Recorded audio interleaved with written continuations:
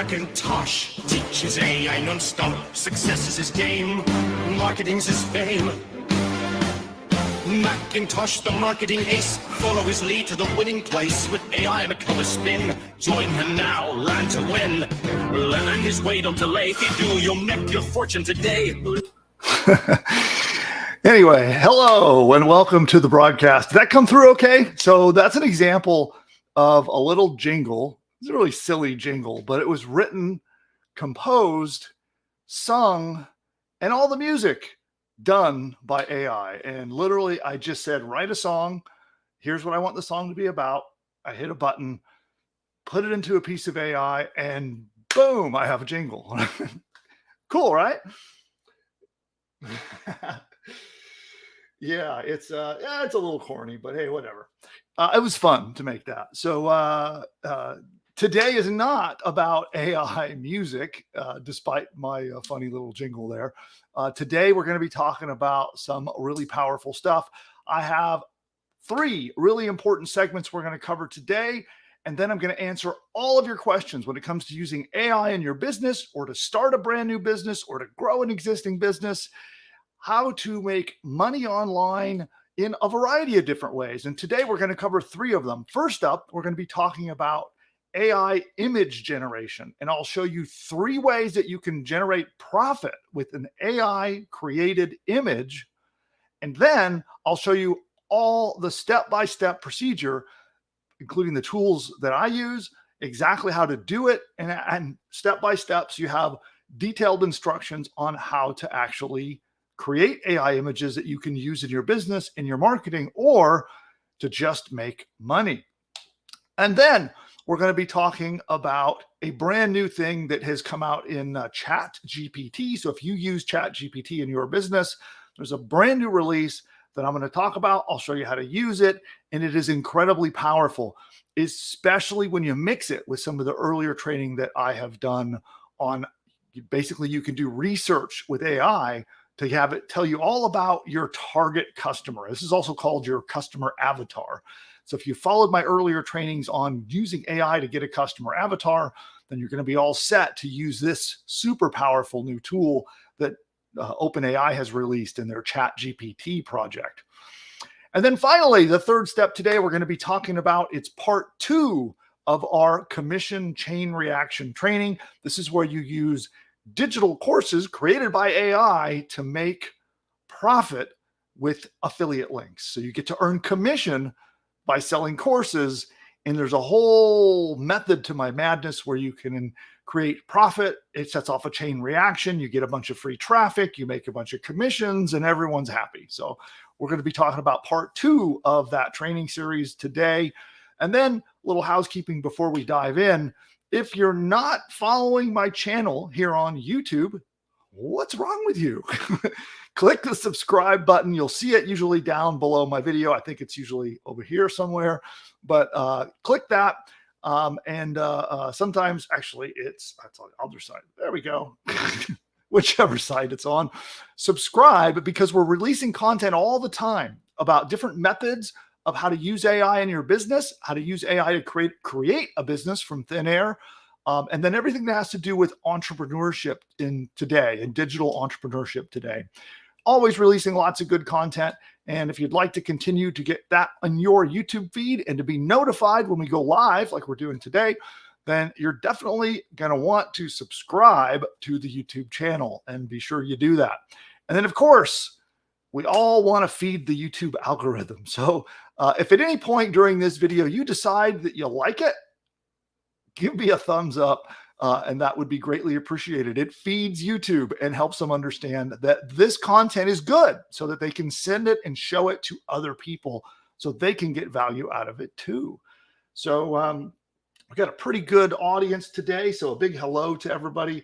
I see a bunch of people that are in our PushButton AI program. We have a beta tool, a beta piece of software that builds entire businesses for you using AI.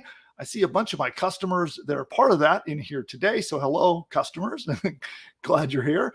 And then, of course, we have the wider audience here as well. I think with that, we're good to get into it. Of course, we have producer Nick here with us today as well. Nick, are you out there on mic? I am. Hello. Hey, hello.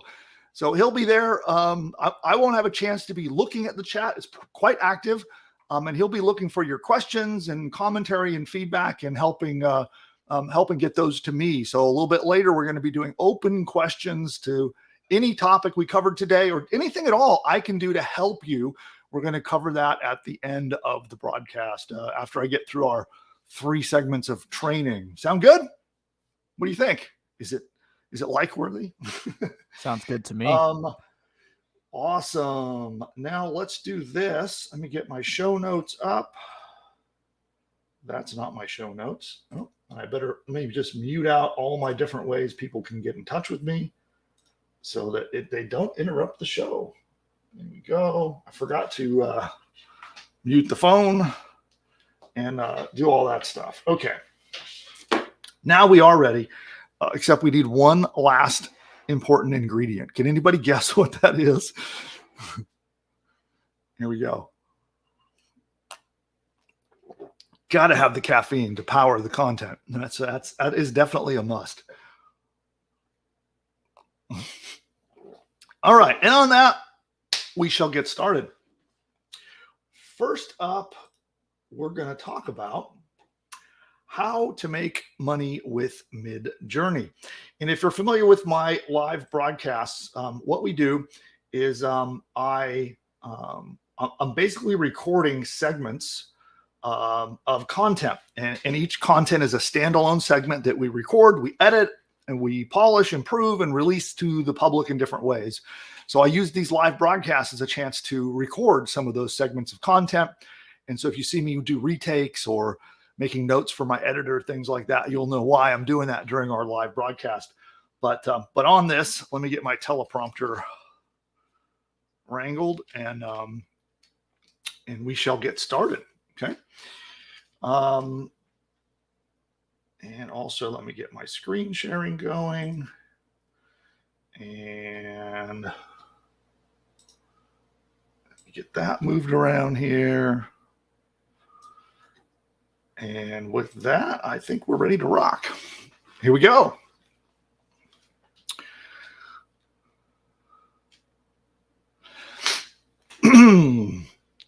Today, we're going to be talking about how to profit using AI image generation tools. And we're going to focus in on one called Midjourney today. And I'm going to show you 3, count them, 3 different ways that you can make money with Midjourney and with the image generation AI tool that is called Midjourney. If you're not familiar with it, don't worry. I'm going to not only show you the magic 3 methods for money making, I'll show you step by step how to use it. And I'm going to show you how to create a Midjourney prompt. Now, if you're not familiar with AI is largely powered by what are called prompts. And it's what you say to the AI. It's the words that you say to the AI, the questions you ask the AI. You're prompting it to do stuff for you. And we're going to go over how to assemble the perfect Midjourney prompt. And if you've ever seen one of them, they can look confusing. They got all kinds of stuff in them. And a lot of times I don't think it's explained very well. So I'm going to show you exactly what a Midjourney prompt is composed of and how to then profit from doing that. And that is the topic today. And let's dive in. So if you don't know, AI text to image is revolutionizing the way people are doing business. People are not out there making wild pictures anymore out in the wild, right? So when you take your camera and you go out and you're shooting stock images or stock photography, now instead what people are doing is they're using AI to generate all of their images. And with tools like Midjourney, they've been able to make content faster than ever before. And I can tell you that tools like this have not only helped me and my team make our content faster, but it's helped us make better content by leveraging these AI tools. And I'm going to show you several examples during this segment, including some ads that we're currently running right now, created by Midjourney, that are making me a heck of a lot of money. And one thing I want to talk about is a lot of people who haven't really investigated this yet, I don't think they realize how powerful AI image generation is in today's world. So let's look at that. So here's a couple examples. I mean, this image, if I didn't tell you, you might not know that this is 100% generated by AI. There is no source image. There's no nothing. It's just created purely out of the imagination, so to speak, of an AI. Here's another one. Isn't that amazing? That was 100% created by AI. And you can see over here on midjourney.com, they have a showcase, and you can look at all these examples. Look at this cat.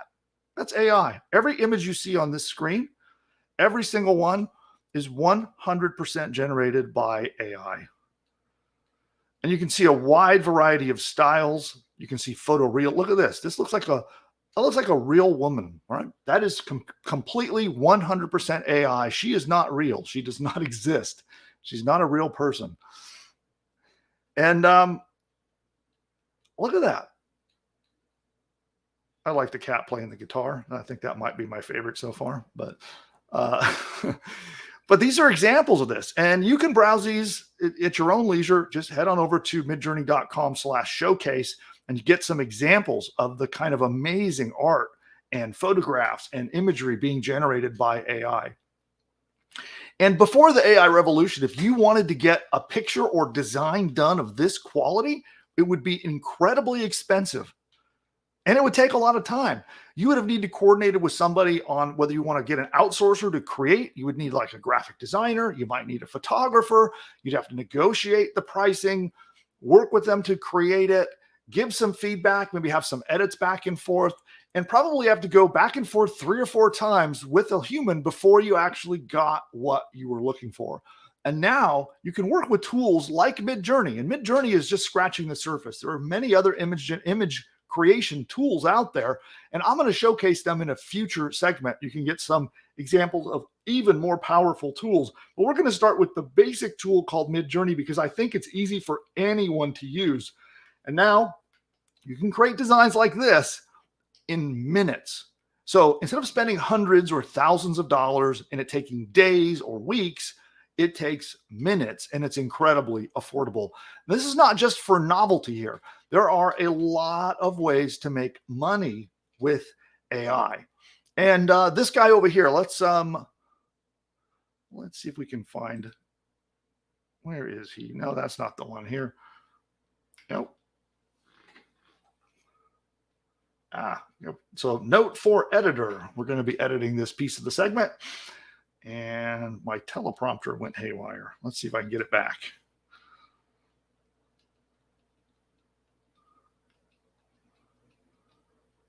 Okay, here we go.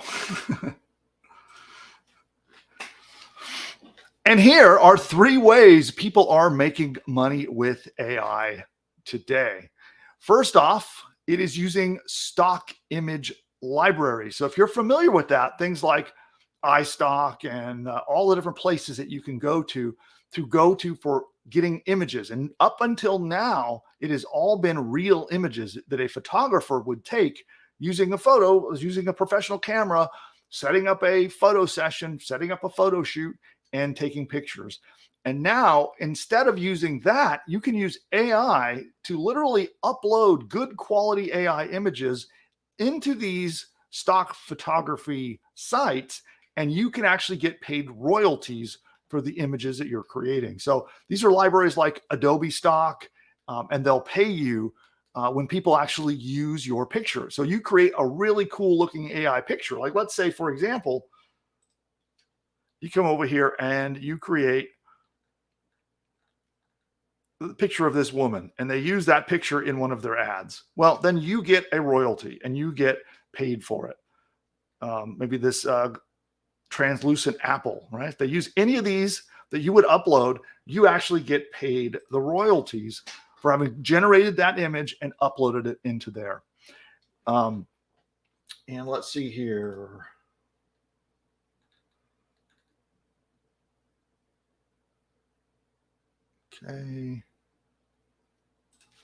Okay, note for editor, a little edit point there too. So before, you had to either be a professional photographer or a graphic designer to be able to make these designs and make profit from them. Now, the terms of service differ. There's a lot of different stock photo sites and stock image sites out there. But many of the major ones will take AI. Not everyone. Some of them actually don't allow AI, but many of them do. And now you have big platforms like Adobe Stock that is accepting AI submissions. But the best way to make money with this is a site called Wirestock. So let's show those here.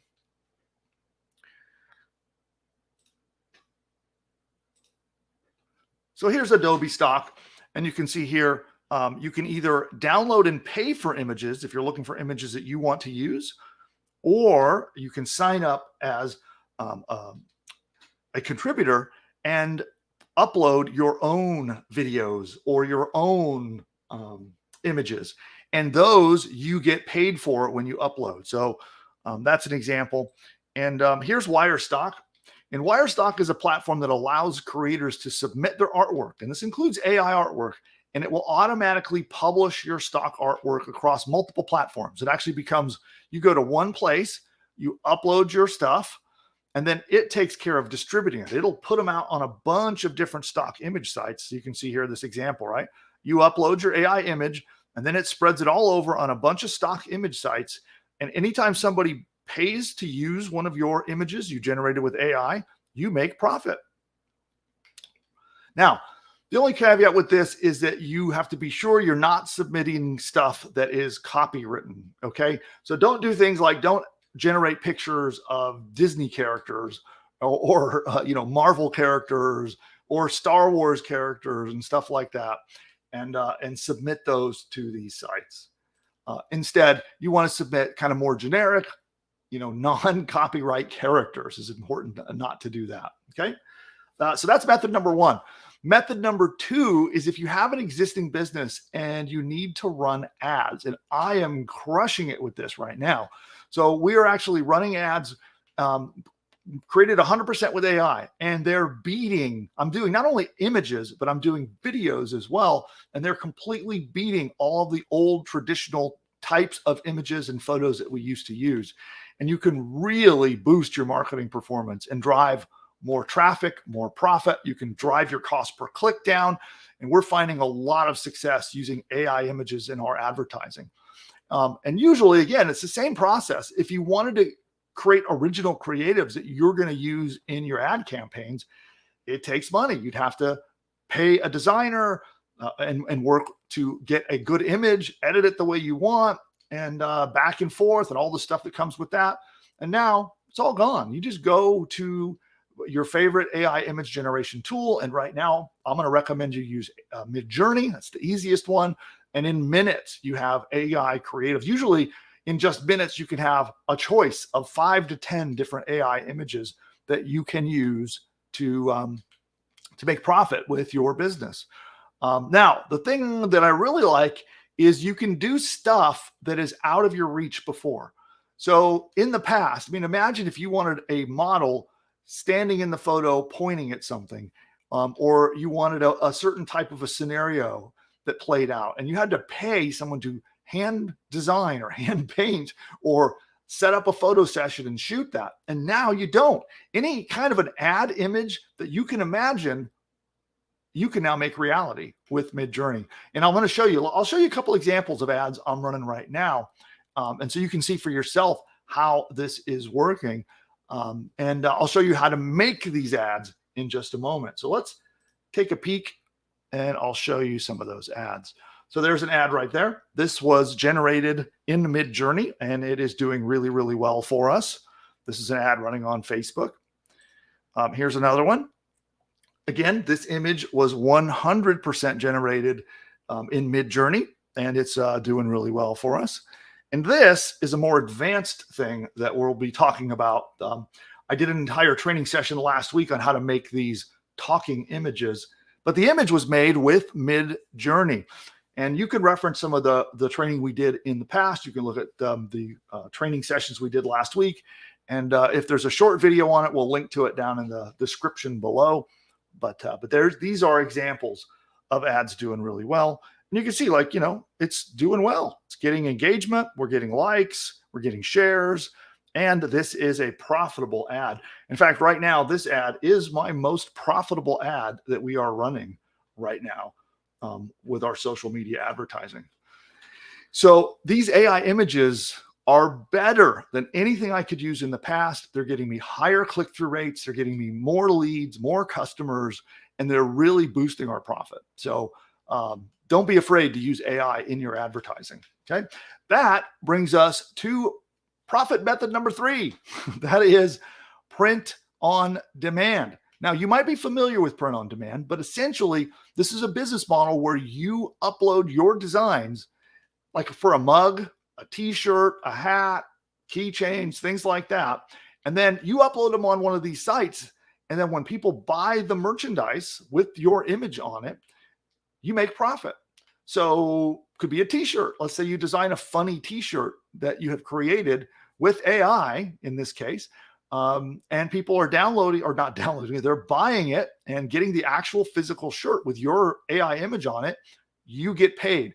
There's a bunch of third-party companies that print t-shirts and ship it out to the customers for you. So they take care of all that fulfillment.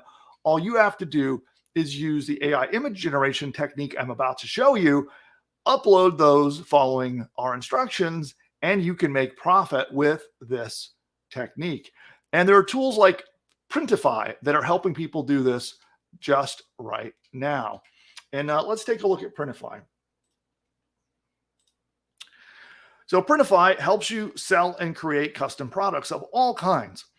And this was already a good business model all on its own. But now, because of AI, it's a huge opportunity to make more money. People are using AI image tools like Midjourney to upload art. And then when they're used in their print-on-demand store, and when they buy, they're putting out, they can pump out a ton of products, for example, right? So in the past, maybe you could do one shirt every, couple of weeks or one shirt a week. Well, now because of AI, you can create them lightning fast and fill up a library of different really cool looking or humorous or dramatic looking t-shirts and designs. And here's an example that I want to go over. This is a kid. He's a 19-year-old kid, and he has a print-on-demand shop. And he put a print-on-demand shop up online. I think he's actually using Printify. And he's running this now across multiple channels, and he's getting over $100,000 a month in sales. And I'll show you a site in a moment, but let's hear it from him. The month, December, quite a lot more than that. And I think this December, it's going to be maybe 200, 300,000. So looking forward to see where that goes. That's amazing, man. And right off the top, so you're going to be showing us some of your So that's right out of an interview from the guy I'm talking about. I'll show you his site in a moment. And then we'll reference in the description below if you want to watch the original video. But he is targeting for this coming shopping season to do just over $300,000 in December alone, just using this simple technique. Let's take a look at his site. So this is it here. And as you notice, he's really clear. He's not pretending it's not generated by AI. He's like right up front about it. Hey, this is AI generated apparel.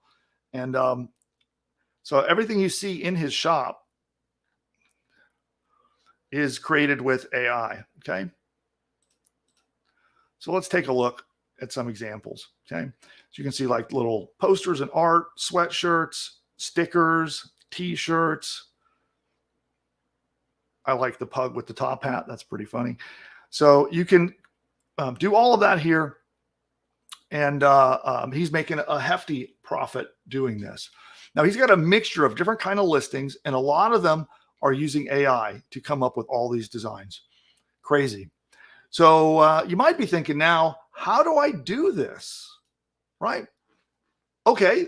Here's some 3 exciting ways on how to use AI image generation, but let's actually get down to the details of how do you use these tools. There's a number of tools that you can use to make AI images, but I like to use Midjourney. And I think that's one I want to show you because it's a simple tool that is very easy to use, especially for someone if you're newer to using AI tools or if you've not used an AI image generation tool before. Midjourney is perfect to get started. And just like ChatGPT, there are some really simple things that you do and best practices. If you follow these simple instructions and follow these simple best practices, when you generate your prompts, right? When you're going to ask it to do stuff for you, your prompts, you follow our basic advice that I'm about to give you, and you'll generate some really cool looking designs. Now, the general rule of thumb here is that you want to be very specific. It will do exactly what you tell it to if you do it right. And so you want to be more precise in the wording of how you do it. And let me show you here. I'm going to pull up Midjourney, and let me just get it going here. Where's my Midjourney bot? There it is. Okay, pull it around. Let's go back to the screen. And with Midjourney, once you sign up, it puts a little chat bot inside. You actually can connect and chat with Midjourney. Okay, and it's really simple. So I'll show you these examples now. And to get started, once you've got Midjourney set up, it's really cheap, by the way. It's very affordable. And you can get a free demo as well if you want to sign up and play around with it. But it's very simple to get started. All you do is you type /imagine. So let's do that. We're just going to go /imagine. And I'll watch, we can click that. And now we're told to give it a prompt. See there? So what we want to do now is give it a prompt and tell it what we want to create. What would you guys like to create? Well, actually, let's make some images together. So I'm here right now with our live audience, and let's actually do something together. What do you guys want to create? Give me some ideas, and then I'm going to walk through best practices on how you make it.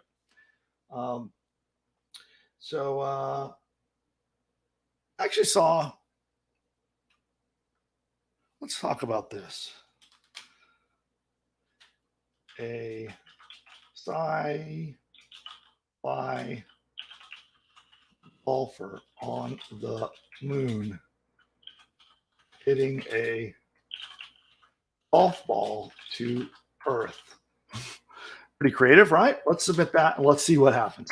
So this is what most people do. They just come in and they just describe something interesting and submit it. And you can see that it's waiting to start. So it'll be coming back here in just a moment. And now it's got to work. So you can see it, you kind of watch it as the AI begins painting the image. And it's going to give us 4 examples. And then if we like one of the examples, we can take it and run with it. And if we don't, we can ask it to regenerate it. And then we can also ask it to create variations of the tool of the ones we have generated. So look at that. That's pretty cool. So I like this one. So when they give you these 4 previews, you have preview 1 in the top left corner, preview 2 in the top right, down here is 3, and then of course 4. And so you have some choices, okay? The U1, U2, U3, U4, it stands for upscale. And that means take this little example and blow it up into a big high definition, good image, okay? And then you have these Vs, V1, V2, V3, V4. Take this as a starting image and give me variations similar to it. So I really like the bottom one. So I'm going to say, give me variations on image 4. And so it'll do its thing and it's going to generate some more images here. And what I'm showing you right now is something where this is the really simple, basic thing that most people do. But what I want to dive into next, so we'll generate an image here right now. And then the next thing that we're going to do is I'll walk through the 6 components of the perfect Midjourney prompt. And I'll show you how we can take an image and make it better and better and better and perfect by following it's 6 components to the perfect prompt. And I'll walk through all 6, show you how to use them and how to get even better results. But this is the simple 20-second way when you first sign up to Midjourney, what most people do. I'll show you how to do it the right way in just a minute. So, okay, let's go back to the screen. So here are some examples that it gave me. I think I still like the original one best. What do you think? Yeah, so let's go. Watch this. We're going to upscale. So now I got 3 other examples, and I could click the upscale on any of these 4. But let's say I like this one. And this, I do. I like this one, I think, better than the others. So I'm just going to hit upscale 4 here. And it's going to then submit the job. There we go. It submitted the job down here. And look at that. And now we have even more features. We can zoom out. We can zoom in. We can make the thing, we can extend it and expand it in different ways. There's some options here, right? We can also try to do more variations as an example. So but let's take a look at that. That's pretty cool. And it didn't follow my instructions exactly, as you can see. It actually, the astronaut is hitting the golf ball, it looks like to the moon instead of to Earth. So that's one thing it seemed to get wrong. But as an example, we could zoom out and then it's going to generate it again. We'll give it a minute to generate that. We could make a custom zoom. And those are the basic features of how Midjourney works. And then let's see, it's generating now. Okay, there we go. So it zoomed out a little bit. See, it's painting out and filling out the background. You see how it's filling in the borders as it zoomed out. And again, we have 4 variations that we can pick which ones we like. So we'll let it finish here. There we go. Pretty good. So I'm gonna go with version 2, and we'll let that run. Okay, so now let's talk about what makes the perfect Midjourney prompt. Okay, we're going to break it down into 6. There we go. There we go. Put it over here. 6 pieces. And first, we start with your subject. Okay, this is the main object, the main thing in the picture. So that's your subject. And there can be multiple subjects in pictures. You can have multiple people, multiple objects, buildings, animals, whatever you can imagine, you can put them into the images.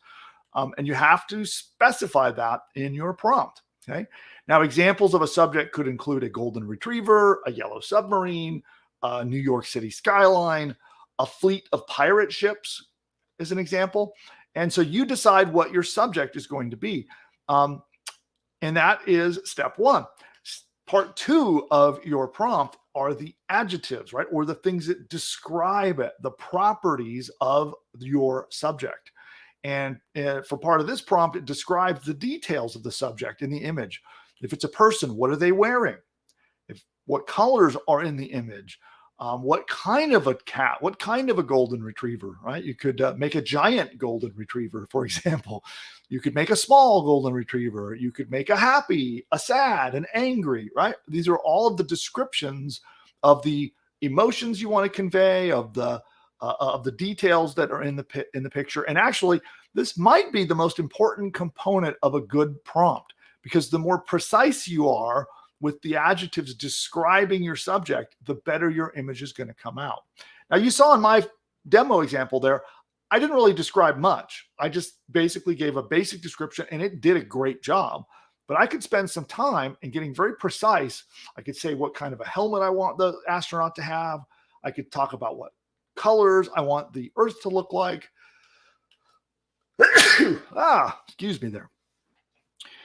So I want to show you the website again and give you examples of prompts that are generated, right? So let's take a look real quick.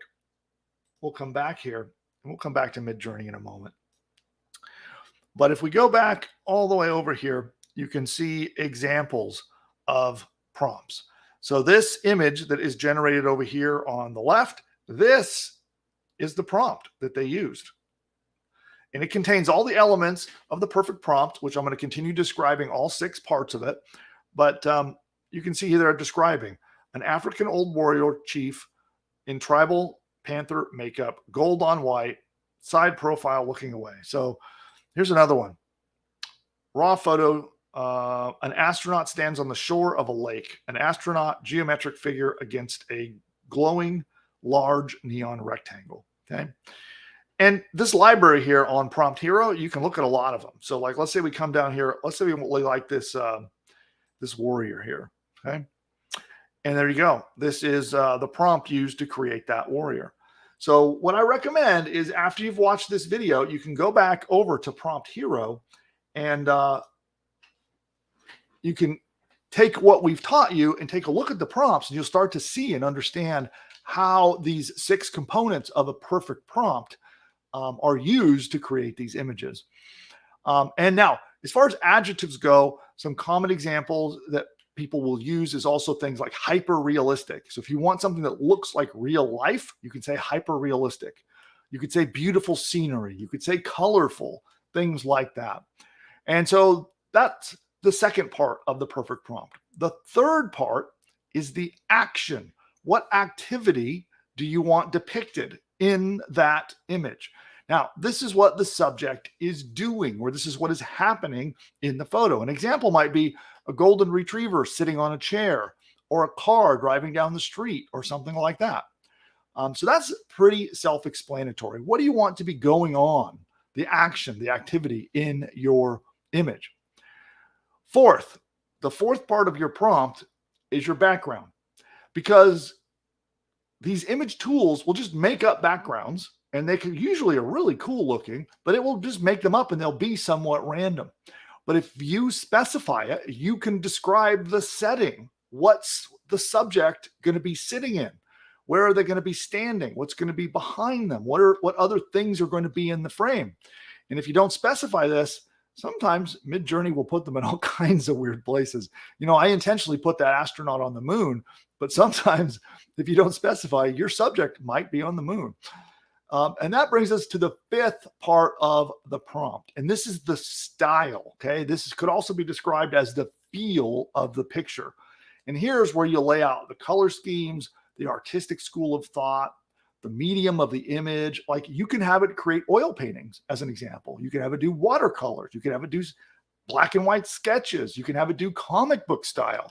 You can have it do it in the style of Japanese anime. There's all kinds of different style choices that you can make to generate your image, and the styles of the specific real world artists. Like, you can say, I would like you to make this in the style of Salvador Dali. And then you're going to get a surrealistic, pretty weird looking image, right?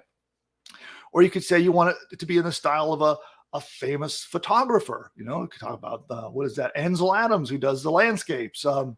But the point is, you can describe the artistic style. You can describe an artist.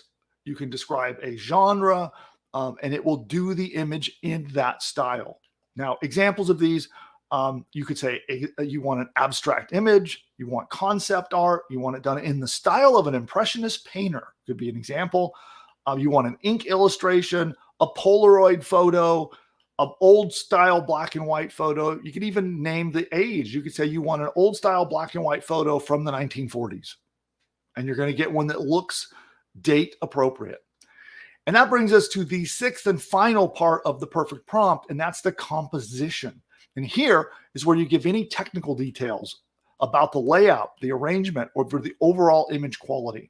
Now, examples here, you might say things like 4K, right, for 4K resolution, wide angle shot, face only portrait, warm lighting, a lot of different varieties here. And there are some very specific technical things you can describe. You can go down to describing the kind of camera that was used to take the photograph, and it will mimic that. So think of composition kind of like you're managing a photo shoot, and you're picking the camera and its settings and the lighting and the overall technical arrangement of that picture that's being made. And so I see a lot of people go very detailed into this part of the prompt. Even selecting, again, they pick the exact camera that they want to use. You don't have to do that. You get down, if you know photography, and you know different styles of cameras and lenses, you can pick the camera, you can pick the lens, and you can get really crazy detailed with this. And you don't have to if you're not familiar with those concepts. So this could really help your Midjourney prompting skills, but go as far as you're comfortable or that you understand. So when you include all 6 of these essential elements in your prompt, you should be able to produce some really good quality material. So let me show you how I would go about doing this. And we'll do this together in real time. And we're going to get it to produce some image and some variations.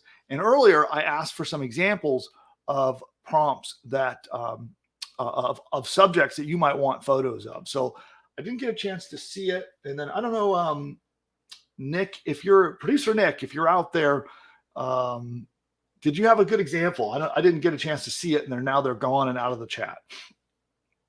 Good example of questions. An example, and I can't hear you very well for some reason, but an example of an image that we can generate in my demonstration. Oh, okay. I was Earlier I asked for that. Yeah. Oh, yeah. We did have some responses. Let me go back up. Mm-hmm. So, we had a few. We had someone say they wanted to see us make a guy with a jetpack taking off from a bike. Okay. Yeah, We can do that one. Should we do that? Sure, let's do it. Yeah. Okay, cool. All right. Well, here, I'll go back to the screen and we'll pull Midjourney back around. Okay, cool. So what we're going to do, let's go through all 6 of the different elements of the prompts, and we'll make a perfect prompt. Okay. So let's first talk about our subject. So it is, so we go /imagine, and make sure you spell it properly. And then we're going to say a guy with a rocket pack taking off on a bicycle. Okay, so that's our subject, and we have a little bit of our the other parts of the prompts in here. So we have adjectives. So what kind of a guy? Let's say an old guy with a gray beard, and I'm going to say on using, instead of with, I'll say using a rocket pack. Okay? An old guy with a gray beard using a rocket pack taking off on a bicycle. Let's make the bicycle red. So there's another adjective. Okay. Any other adjectives we could say? We could say a rocket pack with bright red and orange flames. Okay, there's some more adjectives. Okay. So let's move on. So that's our adjectives. So the action, we've kind of already done that. An old guy in a gray beard using a rocket pack with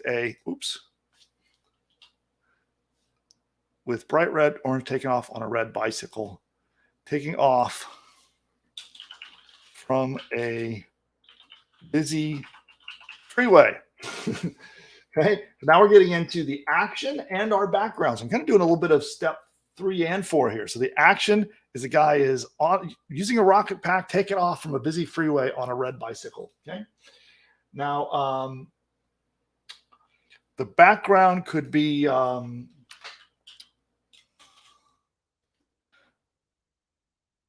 say with blandly colored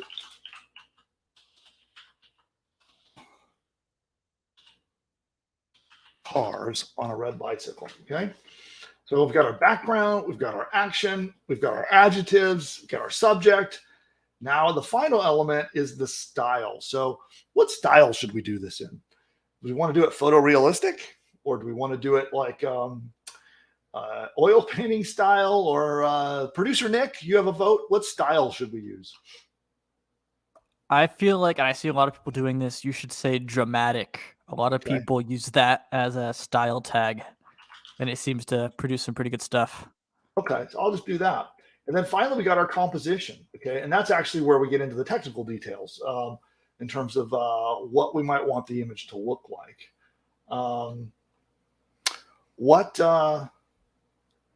Let's see, what style, like what kind of choice could we make with that? Dramatic style. Should we make it photorealistic, or I don't know if that's going to come out well here.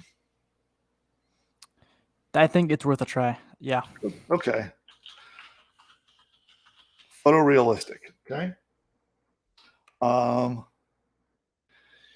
And then I see a suggestion here of people talking about a busy what we'll say here is Los Angeles. Can I spell Los Angeles right? Yeah, okay. Freeway with, okay, here we go. So now we have the prompt. Let's see what happens. So it is submitted and it will start in just a moment. And the beautiful thing about Midjourney, the process is kind of fun because we don't know what we're going to get. We could get something really cool. We could get something really goofy. We could get something that is really stupid. And then we guide it from here. And that's what the next part of this goes. And so I see it generating now. Let's see what it comes up with. And here we go. And so once it does this, we can either resubmit the prompt and adjust it, or we can pick one of these and ask it to make variations. And I don't see it. I wonder if it's going to make cars in the background. I guess we'll see.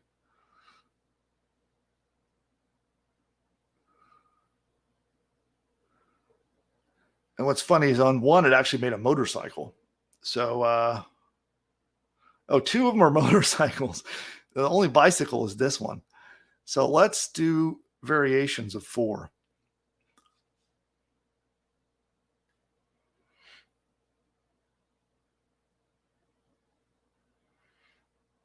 And so we've resubmitted that.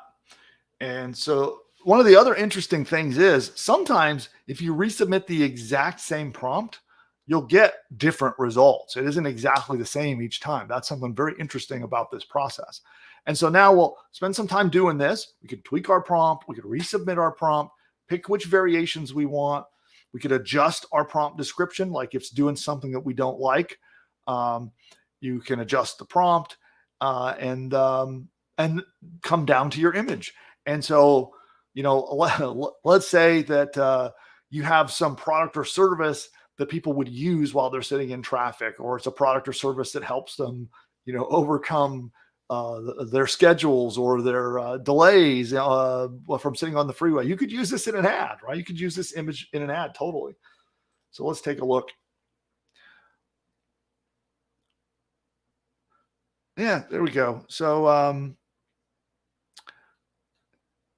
I'd play with this some more. It's not, we're getting close, but we don't have exactly what I'm looking for. Like image 3 on the bottom is close. Like we've got a car, we've got some background buildings, and you can tell it's a road, but it's not super clear. He's got a rocket pack. So I'd tweak and play around with this and generate it. And, we would get, a good quality image. But if I scroll up, let's just, for the moment, I'm going to upscale number 3 and we'll take a look at this one. And so I've submitted that one. And there we go. It's not that's amazing to me that this could be generated, like from literally an idea in someone's head into a finished image of this quality in a matter of minutes. So amazing times we live in, right? Okay. So now after you give Midjourney your prompt, you let it do its thing. It'll give you those 4 variations. You can decide which ones you want. Then you can use the upscale buttons to take that image and make it bigger into a finished final product. And then you can even keep tweaking from there if you want to. And then you can zoom out, zoom in. In fact, something that might be interesting is let's zoom out real quick and see what happens if we do that. So let's take this one and zoom out 2 times. We might get more cars and more background freeway if we do that. And so I've submitted that, and we'll come back to that in a moment. And so you go through this process until you find a match. Then you upscale it, download it, and put it to use. And voila, as they say, right? Then you're done. Now you can accelerate your Midjourney progress and get better at this when you get inspiration. And there are a bunch of places. There are websites like I showed you, Prompt Hero, and other communities online where people share their Midjourney pictures and the prompts they use to create them. And so you can start finding inspiration on Midjourney's own website. I showed you before, you have the Midjourney showcase, and it will show you what's been being produced in there. And so let's take a look at that. And that's my final tip is to use those libraries for inspiration. And so, okay, here we go. So now it zoomed out in 4 examples. Yeah, okay, well, that's funny. In this one, look, there's a van on fire in the background. Do you see that? That's crazy. All right, so let's say we upscale version 3. And while we do that, we'll pull that off to the side, and I'll show you here. Again, we have Prompt Hero is a good place to go for this stuff. And then we have, here's a site with Midjourney prompt examples.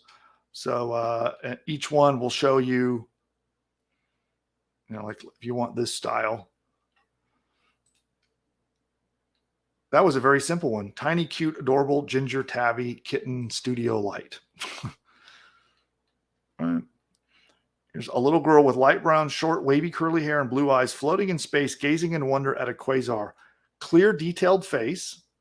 Clean, cell-shaded vector art by Louis. Okay, so it's actually naming a specific artist, a couple of specific artists, and wanting it in an illustration style. That's pretty cool. So you can go through and learn. If you take each one of these prompts and compare it against our template of the 6 different types of pieces, the 6 components of the perfect prompt. And of course, here we've got the community showcase, which I showed before. This is at midjourney.com/showcase. And the same thing, you can take a look and see what the prompts that were used.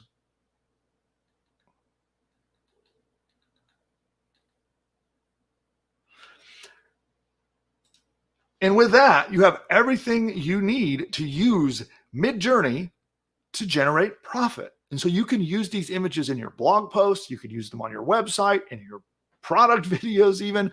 You can use these all over the place. My favorite place to use them right now is in my ads, where I'm running ads. Particularly, they're working really well in social media. And then, of course, you can use them in the 3 ways we talked about to generate profit. And by the way, if you are not yet a PushButton AI customer, PushButton AI is a tool that creates entire businesses using AI. It actually will generate a complete business. It'll help you find a domain name for your website. It'll register your domain name, set up your website, set up your hosting, install the website. Then it will build an entire course business for you where it will sell digital courses that it creates, and it'll do it for you hands-free. We'll talk a little bit more about this tool in a little bit, but if you'd like to find out if you qualify to be part of our private beta test, right now the tool is not open to the public. It's a private beta test, and you can head over to pushbutton.ai/free class, and there you can find out all about the tool. You can register for our next webinar, see if you qualify to be part of our beta test, and you can learn all about how this business model, the model of creating a course and putting it for sale, is the perfect business to merge and work with AI.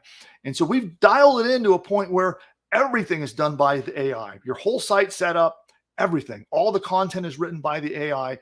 It creates a 12-module training course. It creates video training lessons, audio training lessons. It writes a free report. It sets up your squeeze page where you can get subscribers to subscribe to your mailing lists. It sets up your shopping cart. It even sets up what's called a learning management system, where users get their own username and password when they buy the course from you and they log in to consume that course. It sets all of that up for you. So like that, you're in business. So if you're not yet a PushButton AI customer, go check it out. You can register for our next free masterclass. Go to pushbutton.ai/free class for more information. Now let's move on to segment number 2. And we'll get to it today. Again, we're running a little long on our show today, but let's get to segment number 2. Let me get my show notes going. And There they are. We move that over there.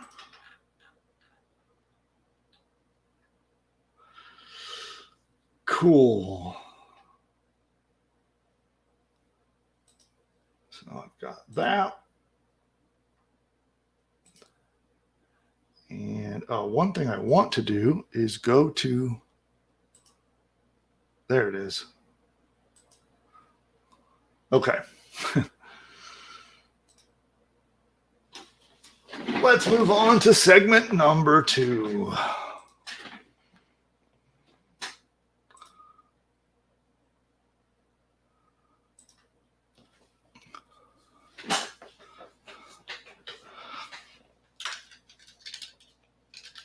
Stand by while I get my prompting properly. and away we go. OpenAI just released a major update to ChatGPT that superpowers that tool. So if you use OpenAI to generate content for your website, content for your courses, ebooks, trainings, or you're using this tool, here we're going to reset that. So note for editor, take 2. OpenAI just released a major update to their ChatGPT system that opens the door to something that is incredibly powerful when it comes to persuasion and money making with your business. Now, this tool works perfectly with some of my earlier training, and it supercharges your ability to create content for your blog, to create lessons and trainings, like whether they're courses or ebooks or things like that, and especially for sales materials. So if you're using ChatGPT to write sales emails or sales letters or sales messages of any kind, this supercharges your ability to do that. Now, the training I'm about to give you goes perfectly with the previous video I did. So if you're not familiar with what's called a customer avatar or how to create what's called your customer avatar, then I recommend you take a look at one of our previous videos that I did here. And this talks about using ChatGPT to discover your perfect customer avatar. And in a nutshell, the customer avatar is who is your ideal buyer? Who is the ideal person that's going to give you the most amount of money for your business to make you the most amount of profit and enjoy your products more than anyone else? And that is your customer avatar. And there are a variety of different ways to figure out your customer avatar. And in that training video, it's on the channel now. You can go back and reference it. We'll link to it down below in the description once this video is posted. And you can then learn all about how to create your customer avatar, because this new ChatGPT update is perfect for that. Okay. Now, it's made much more effective because of this update. And this is called the custom instructions update. So if you're not familiar with that, I'll show it to you in a moment, and we'll show you how to use it, how to get in there, how to unlock it in your ChatGPT account. But I'm curious, have you ever felt like you've been wrangling ChatGPT, like you have a hard time steering it? You know, it seems to ramble off on some random subject or doesn't follow your instructions quite right. Well, that is where custom instructions come in. So you don't have to keep micromanaging it and keep babysitting ChatGPT to get what you're looking for. Now, if you're familiar with my advanced prompt training, which I've done for all of our PushButton AI customers, you all have access to our advanced prompt training that goes into detail about how to use ChatGPT to get what you want out of it. Even with that, sometimes ChatGPT gets off track, gets a little confused, doesn't follow your instructions. Well, now custom instructions will help with that. It's an all new way to direct ChatGPT, so it's giving you more relevant responses to your prompts. And so, for example, if you want ChatGPT to write blog posts designed for your perfect customer from your customer avatar, it in the past would forget and it wouldn't remember who your perfect avatar is, and it would write it in inappropriately or incorrectly. Well, now using custom instructions, we can force it to. So it will always remember who your perfect client is, and it will always write it properly. So no more generic, non-helpful responses coming from ChatGPT.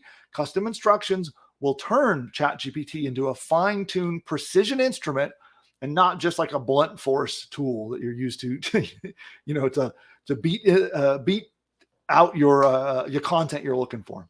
So to enable it, it's simple. You go into ChatGPT, you go to your settings, and you toggle it on in the beta features setting. And then now that you turn it on, you'll be able to use it. So let's take a look. I'll actually do this with you. Let's go into my ChatGPT account. Here we go. And it's simple. You just come down here, you click on the three dots, you go to settings in beta. Oh, and actually, no, it's above settings in beta right there. Custom instructions. You click it, and it's very simple. It's just 2 boxes. So you fill in here, and here, the first section is what would you like ChatGPT to know about you to provide better responses, okay? So this would be, for an example, when you're asking ChatGPT to create content for your users, you could put in your ideal customer avatar here. So, and just as a really, really rough example, you could say, you are creating content for women over the age of 25 who have children and live in a home. Okay. This is a really oversimplified example, but now when you do this, every chat you have with ChatGPT, it's going to be following this instructions. Okay. And then how would you like ChatGPT to respond? So this is stuff where you can talk about stylistic approaches. You can say, respond in a casual conversational style using upbeat and hopeful emotions. Okay. Let's fix upbeat. And then you can see here the green enabled button. That is now enabled for our chats. Now we could turn this off and on. You just toggle that like that. Now it's off. And toggle it back. Now it's on. We hit save. Now every chat I have with ChatGPT, it will be keeping that in its memory. So it will not forget. That's like one of the things about ChatGPT is that it forgets. It doesn't have the memory of an elephant, right? It actually will quite commonly forget what it's talking about. It will forget your initial instructions. And sometimes you don't even catch it right away. You might not even realize that your initial instructions on how you told it to write the content or what you told it to do, it kind of forgets. And so now when it's set in custom instructions, you're good. So this is really powerful, especially when you combine it with our previous training. And again, I'll link to that down below when we post this video so that you can catch that. And that's our training. It's on my channel. It is about how to create the perfect customer avatar. Okay. So again, it's asking you 2 questions. The first box was, what do you want ChatGPT to know about you or your customers to help give a better response? And 2, how do you want ChatGPT to respond? So those are sort of like the qualities of the responses you want it to give, the style, the language choices, what grade level do you want it to write at, all of that. And again, for that second box, you're going to want, this is something that's a customer only training. It's for my all of my customers that are in PushButton AI. You have access to our advanced prompt training. It is in your members area. And you can take that, and that's what you would fill in that second box. A lot of those details that you'll learn in that prompt training. Okay. So there you go. Tell it about you, tell it about your persona, your customer, who it's writing for. And then the second one just details about how you want it to respond. And between those 2 things, ChatGPT is now primed to answer just like that. Now, some examples. I want to give you some quick examples of what you can put in there. It could be, let's say that you're writing content for a specific job type. Maybe you're writing content that's designed to be read by the chief marketing officer of a business, right? So that's your identity there.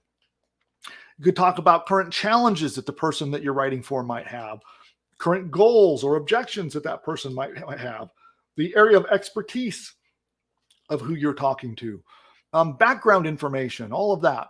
And the second one, you can talk mostly about communication style, and in terms of like specific details about the communication style and what kind of data and information you want there, background, even the area of expertise, of who they're talking to. So now the main advantage of this is it just takes a lot of hassle out of using this awesome tool. So don't get me wrong. I'm not bashing old ChatGPT. It was already awesome, but now it's even better. So now you can technically assign personas and roles to ChatGPT, and it's going to follow them every time. Now, and usually the more complicated and the longer the responses and the longer the articles and material you wanted to get out of ChatGPT, the more likely it was that it would forget your instructions. So now with custom instructions, you put it in there one time and you're going to get the right stuff every single time. So pretty cool, right? So use that in all of your content generation. If you're using ChatGPT to create content and create materials for you, definitely activate that feature, turn it on, use it. And don't forget it's there, by the way. So like, for example, I turned it on in my account, and then if I forget to turn it off, it's going to be talking to that in following those instructions. So to turn it off, it's just quite easy. You just go back in, we go over here to custom instructions, and we can either delete these, remove them, or just toggle it off. Save, and now boom, it's no longer going to talk to that following those instructions. And this will help you make far more profitable sales materials, especially. So we have 2 trainings that you should refer to on how to best use this for best practices. Training number 1 is about creating the perfect customer persona for your business. That is on my YouTube channel, and you'll see that link from the channel. And we'll put a link in the description below. And then second is for PushButton AI customers, and that's our advanced prompt training. And so you can take that information, use it here, and you will have a powerhouse of a tool, of an already super powerful tool, got even more powerful thanks to this new update. And that's it on this segment of training. And in our next segment, we're going to be talking about our commission chain reaction project. And so this is a bit of training where we've been talking about how to actually use courses to generate commissions. So it's taking a course, using that to get a bunch of free traffic and generate commissions. And we're on lesson number 2 of our chain reaction training. So we're going to get to that in a moment. So those of you who are following our commission chain reaction program, you're going to want to stick around for lesson 2. And if you haven't yet seen it, we're going to be releasing this lesson number 1 in commission chain reaction shortly. So it's not yet up on our channel or available, but that will be being posted shortly. And this is lesson 2 in that series. But before we do that, I want to remind you of 2 things. 1, we're going to take some questions. So what I'd like to do now is take any questions you guys might have about image prompting or about ChatGPT's new release. So we'll talk about those right now. So get your questions in, anything in the chat. We'll do on-topic questions for what we've covered in the show today. And then, of course, PushButton AI customers, you guys can ask me anything. So if you need help with your PushButton AI strategies, or you want some advice about something, I can help you with those too. But let's do a round of questions, and then I'm going to jump into the commission chain reaction training for everyone. Okay. Let's do this. Producer Nick, are you out there? I am. Hello. Hey. Am I sounding better, by the way? Sound good to me. Okay. Yeah, you're coming through just perfectly. Great. So how about to the audience? Does he sound good to everybody out there? So we had a question a few minutes ago, and someone had asked, what's the best way to create a logo using AI? And I thought I would kick that to you. We do that. That's actually part of what we do for PushButton AI, by the way. So for those of you in our PushButton AI program, get a chance to plug it here. Not only does PushButton AI create an entire business, an entire website, your shopping cart, all the videos, audios, a sales letter, 30 days of email sequences, it also makes your logo. So I'd say the number 1 piece of advice that I would give you is use PushButton AI, because we'll make your logo for you. And of course, if you're not yet in PushButton AI and you'd like to attend our next masterclass, go right now to pushbutton.ai/free class and register for that. And we're in private beta, so you can attend the free class and find out if being part of that is right for you. And you'll learn all about a bunch of really powerful strategies on using AI to make a lot of profit in digital entrepreneurship. Okay, so attend that training and get PushButton AI, and then it will make your logos for you. Okay. That being said, there are some things you can do to prompt things like Midjourney, which is what we're doing. We're using actually for our logos, we're using different tools that are only available to developers. It's not a publicly available tool, but there are prompts that you can feed Midjourney, and you can use words like isometric, line art, hand drawing, sketches, in whatever kind of artistic style you want. And you can tell Midjourney you want a logo. Okay. And it takes a lot of trial and error. So you might try popping things in, many times before you get what you're looking for. And then even then, usually like with Midjourney, you're going to have to download that and clean it up in Photoshop. But you can get some pretty cool looking logos, but that's the process that I would use using Midjourney. And you're still, at this point, you're still going to have to pull it into Photoshop and clean it up. Or you can use a tool like Canva. Canva might be a better alternative. You might pull it into Canva, and depending upon the cleanup you need, you might have to remove some background noise. You might have to paint over a couple sections, but with some really simple skills in Photoshop or simple skills in Canva, you can clean it up and have it come out nicely. But of course, my best suggestion, attend our class and become a beta tester, and then our technology will just do it for you. Yeah. Next question. Okay. Uh-oh. I don't knock my whole camera setup over. Anyway. So our next question's kind of interesting. So he said, since images on Midjourney are created where everyone can see, is there any concern with copyrights? This is the one thing that I would say that you would want to be aware of, right? Is what happened to my teleprompter? Oh, there it is. Okay. Is that copyright is it's a wild west when it comes to AI generated content. Okay. It is, and I'm certainly not equipped to give you legal advice on this topic, but so it is unclear at this point that if you generate an image using AI, if it is 100% yours. And you're right, Midjourney does make it available. People can see what you're doing. And it is unclear whether you actually own the copyright to it. To me, it hasn't been a concern, but for others, perhaps it would be. Now, if you make a logo, like I just said, and then you pull it into Photoshop and you have to make some adjustments to get what you want, well, okay, arguably now, again, I'm not an attorney. I can't give you legal advice. And if I ever do, please ignore it. But that being said, if you make a modification to it like that and then use it as a logo, well, arguably you could copyright that. Okay. But just pipe straight out of Midjourney and you go use it for an ad. I don't know that it's going to be copyrightable. Okay. Next question. Okay. And do we have any lawyers in the audience? Maybe they could tell us.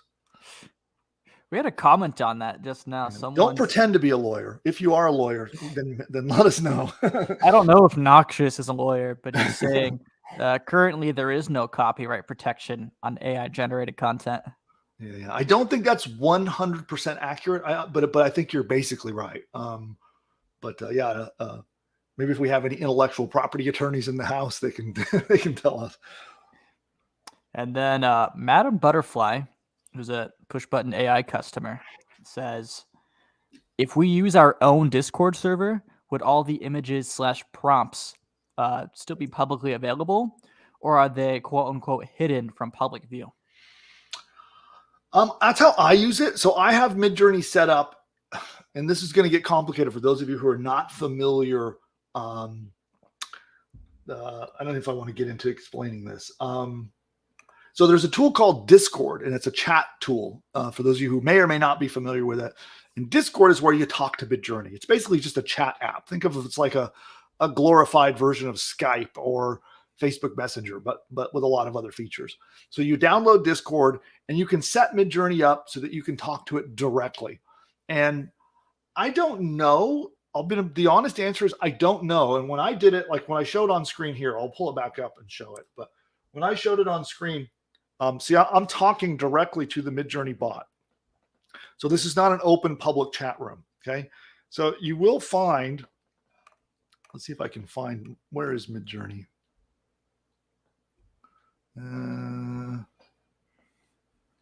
Because they have what's called their Midjourney server.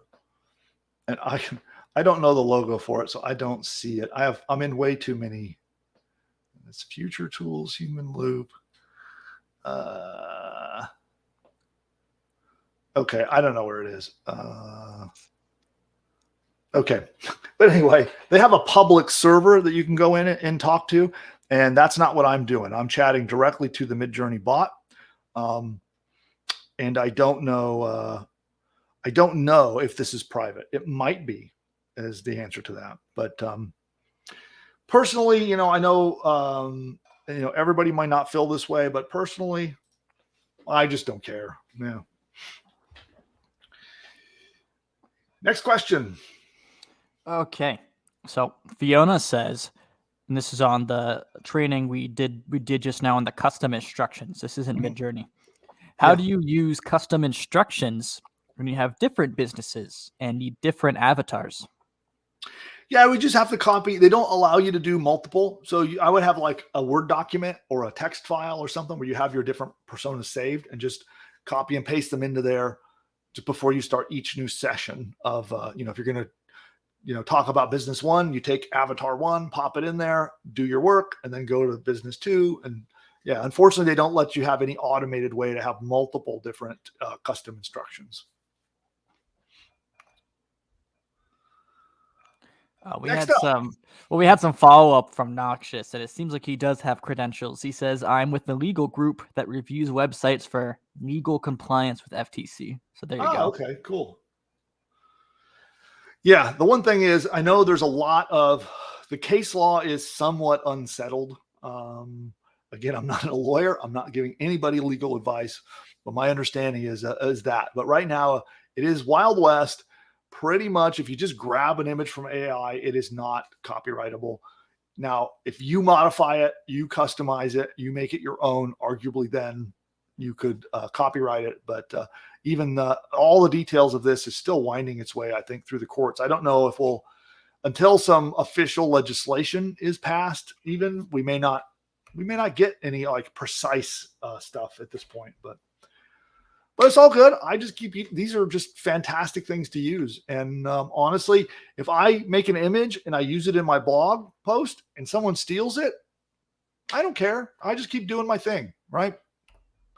So if the image is important enough to you that you're concerned about it being stolen, like if it's part of, I don't know, an essential part of your brand imagery or something, then yes, don't just use pure AI images. You can use them for base and then have an actual designer finish it, polish it, make it your own so that you can copyright it. But for the most part, I would say for most businesses, it's almost irrelevant. People rip your images and steal them anyway, even if they're copyrighted. So there you go. What else do we have? I think we're caught up. Okay, cool. Well, then we're going to do our next segment. And what I'll do now, we're going to talk about commission chain reaction. This is lesson number 2 in the series. And if you haven't caught the series in the past, this is all about how we are creating a very interesting business model that nobody talks about. And in fact, at one point I was forbidden legally to talk about this. And it was a confidential thing that I released a couple of weeks ago. And it is a strategy where you can attract a lot of free traffic, but from influencers and affiliates and people like that will send you a bunch of free traffic. You have a training course in any niche market. I recommend you go with high ticket niche markets where there are expensive goods and services to be sold. And basically, they'll send you a bunch of free traffic, and then you can make commission off of that. Is the simple way to explain it. And once it gets rolling, it sets off a chain reaction, and the commission just keeps coming in and in and in, and you make all the profit. and you get to build a massive buyer list all at the same time. That's the simplicity of it. If you want to learn more, you'll have to refer to the training when we post it here in the channel. So make sure you're subscribed. If you're not yet subscribed, you'll see that down there or somewhere, but subscribe to the channel if you're not already. And so you can get part 1 of the training. It will be released shortly, but this one is part 2. And if you've tuned in and this is a video that you have found, then you're going to want to refer back to part 1, and we'll link to it down in the description. But we're going to talk all about how you set off a commission chain reaction from free traffic using courses. And in this case, we're using AI generated courses, because my really powerful tool called PushButton AI, which is at pushbutton.ai, builds you an entire course business. It finds your domain name, registers your domain, sets up your hosting, installs your website, writes all the content, every bit of it, writes your sales letter, writes your squeeze page, writes a 30-day email sequence for you, creates a logo, creates a 12-module training course, 12 video trainings, 12 audio trainings, ads, and a bunch more stuff that I can't even remember. And it does all of this using AI automatically while you kick up your feet. So if you're not yet a PushButton AI customer, this is what really enables you to do the commission chain reaction strategy. So if you're not yet a customer, make sure you join our next free masterclass. Go to pushbutton.ai/free class. You can learn all about the powerful way to use AI, and in what I believe is the most profitable way right here, right now, cutting edge, the most profitable way to leverage AI to make profit. And I cover that in detail in the masterclass, and then we'll talk about PushButton AI and see if you're a right fit, if you are, if you think it's the right tool for you, and you want to be part of our private beta program. You can learn all about that by attending the free class. Again, go to pushbutton.ai/free class if you haven't seen that yet. And so we're going to assume at this point for lesson 2 that you already have picked your niche market. So in lesson 1, I went in detail explaining the strategy, explaining how it all works and how the whole thing comes together. And we picked our first niche market. A little recap, I recommended going for niche markets where people tend to buy higher ticket products, right? So these are, I'm not talking, high ticket is a relative term. For some, that might mean $100. But generally, I mean, when you're going to get a commission, right, as an affiliate, that's what we're looking for. We want to go into markets where we can be an affiliate. We can share links to products and get paid commissions. That's the affiliate marketing model. And so we want to be in markets where we're going to get paid at least $50 in commission when we promote something. Okay. So generally, that's what we're looking for. Markets where we can get paid a $50 commission or more when someone buys a product or service in that market. And ideally, it's a market where people buy things over and over, where they may want to buy many things. And so some markets, it's a one and done. They buy something and then boom, problem solved, and they don't buy anything else from you. So I like to look for niche markets where they're going to be buying things from you over the long haul. So there are many hobbies and things like this. We use golf as an example in our training in lesson 1. As an example of when someone gets involved in golf, they can spend quite a lot of money, enjoying and learning and buying stuff in their pursuit of enjoying golf. So that's a good example. So for lesson 2, starting now, we're going to assume that you have picked your niche market. Niche, niche, I'm never sure which way to say it, but whichever one, you've picked it. So then we're going to move on. Let me get my show notes out here, and we'll get into what we're going to do. I don't have a slideshow to show you for this one, so I'm just going to be talking about this one through here right now. Okay. All right. So the very next thing that you're going to do is you are going to build a course in your niche market. So if you've selected golf, then we're going to create a course about golf. And one of the things, we're going to log into PushButton AI in just a moment, and I'll show you how that tool will build your whole course for you. So that's the simplest way to do it. The other way is the old-fashioned way, where you have to do it step by step and set all the stuff up, set the technology up, write the course, record the videos, and all of that. So we're going to shortcut all of that by assuming that you're using PushButton AI. So we're going to pull that up. I'll show you how PushButton AI works. You can see how you quickly can build a course and get it online in a flash. So we're going to assume you've picked your niche market and you're now going to build a course. Okay. And when I pick my topic of my course, I would like the course to kind of be about something that generally it helps them achieve a goal or solve a problem related to the niche. But I'd also like it to be related to something that requires them to buy stuff. Okay. At the end of the day, we make our money when our course readers buy stuff. So let's say they're learning about golf. Maybe this is a newbie executive's guide to learning golf. Okay. I might be a prime example of this. I've always wanted to learn how to golf. The limit of my golf experience is playing with my kids and miniature golf. Okay. Pretty good there, right? I'm actually pretty good at miniature golf against, when I'm playing against kids anyway. So that's the limit of my golf experience. But as an entrepreneur and an executive, I wish I knew how to play golf better. I wish like the whole experience of going on the green and playing, I have no idea what to expect, how it works, how to avoid looking like a total fool, right? So that might be a great example, right? You could teach me how to play golf, and I'm a newbie. I'm an executive. I'm an entrepreneur. I might look at it as a great way to network with my fellow peers that play golf.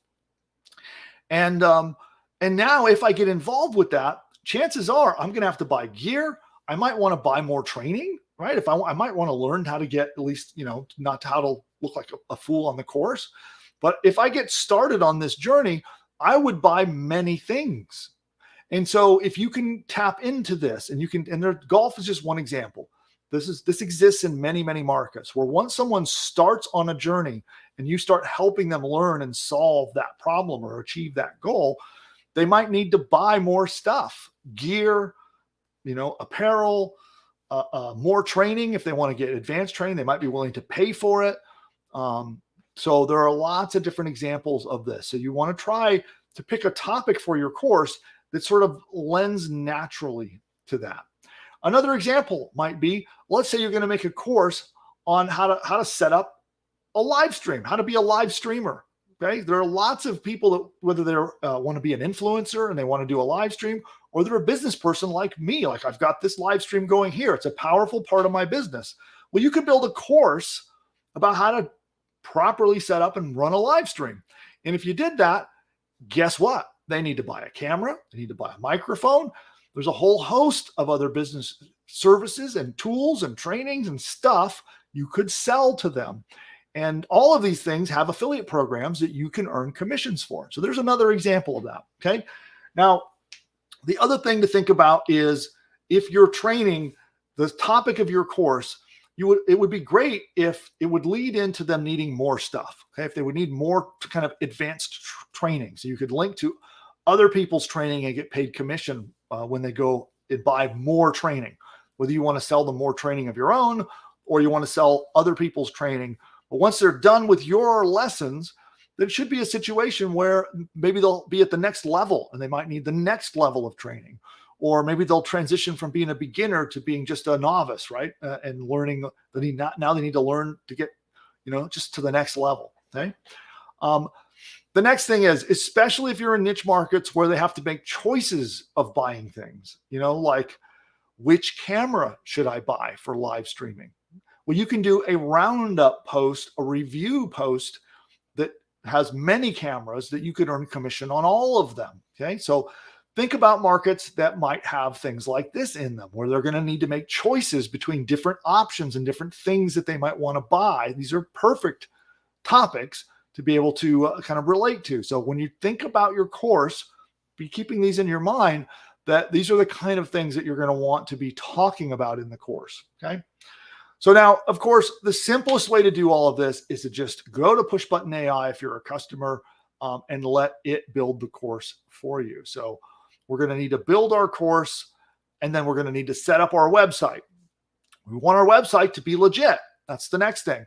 When you go to apply to affiliate programs, if you want people to pay you commissions, Many of the good affiliate programs require that you apply, and then they can reject you. And often they will reject you if you don't appear professional.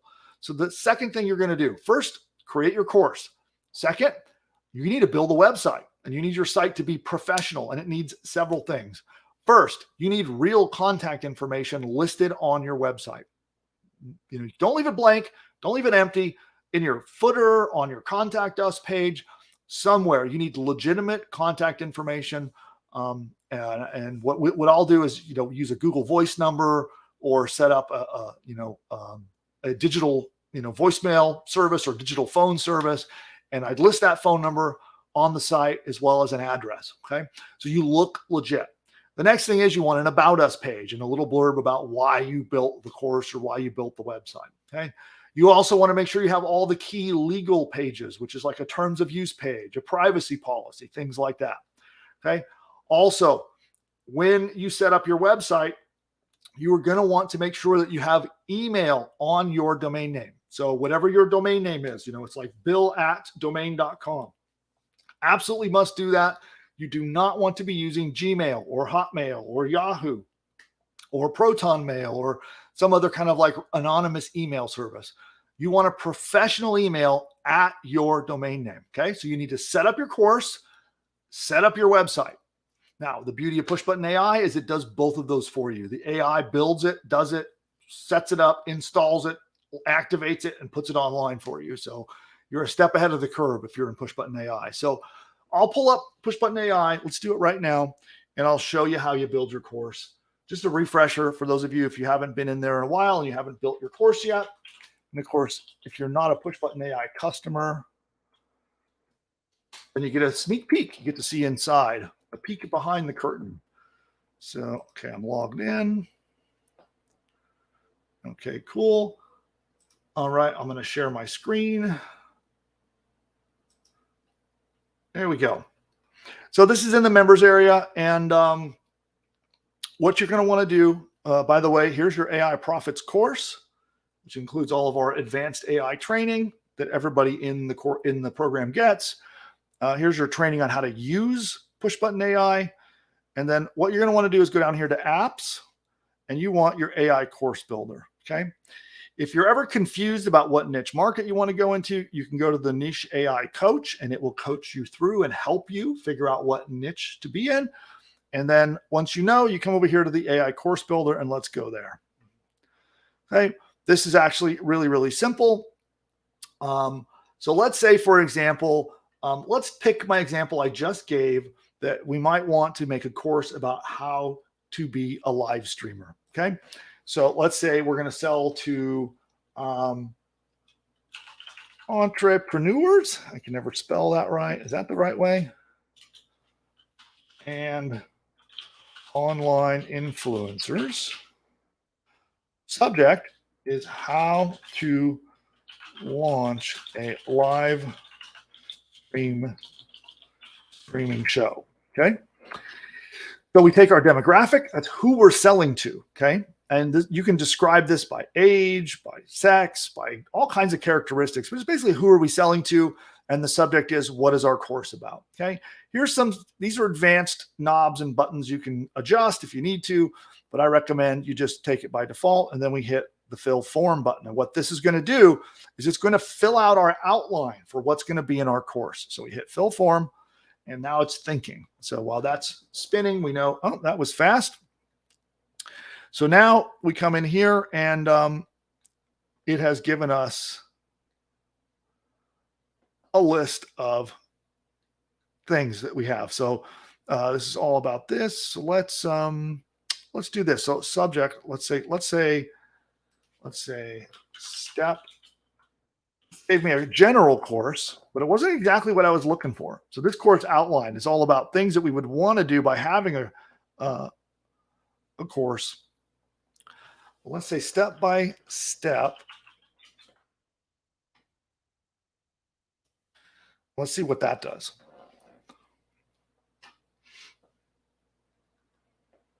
Oh, here we go. This is all about content, social media, how to promote it. quality equipment. Okay, now we're on the right track. Okay, so you see now it has created a course outline. So each one of these becomes a lesson in our course. And what we do is we have the AI finding important goals or problems that we can help somebody solve. And then we write a course about how to do that, or we write a lesson about how to do that. So we have here, each one of these becomes a lesson in our course.